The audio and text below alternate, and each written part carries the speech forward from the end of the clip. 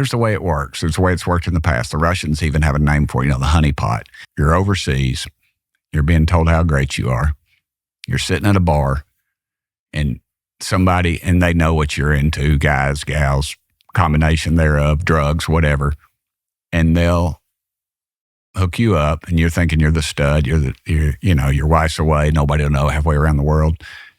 You end up sleeping with somebody and then, you're out. Next day, you're flying back to America. You're back front row at the church, and then you're getting ready to make a key vote. And somebody comes up and whispers in your ear, "Hey, man, were you in a motel room with a girl in, Istanbul or something?" And you're like, "Oh, crap." He goes, "Man, we don't want that out." And he goes, No, we don't. We're not going to put that out. He says, "If you can help us on this little bill, though, it always gets covered up. And everything gets covered up, and then somebody owns you. That's compromise." That'll be the title of my book if I ever write a book. Tim Burchett's Compromised Washington.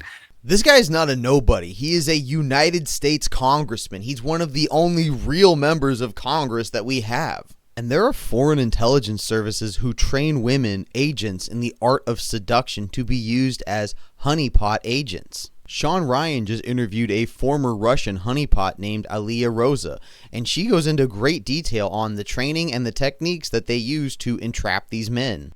They would never call it sex espionage. They would never call it honey trap. I understood it only after.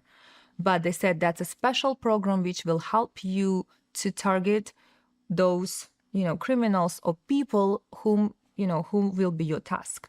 This honeypot or honey trap technique is primarily used by the Russians and Chinese. The story being that human life isn't worth as much in these countries and human rights protections aren't as high as they are in the United States. So, for example, in the United States, we have someone like Jeffrey Epstein, who is essentially a freelancer. He's, on paper, a private citizen, but he does, sell this information that he gets to intelligence services.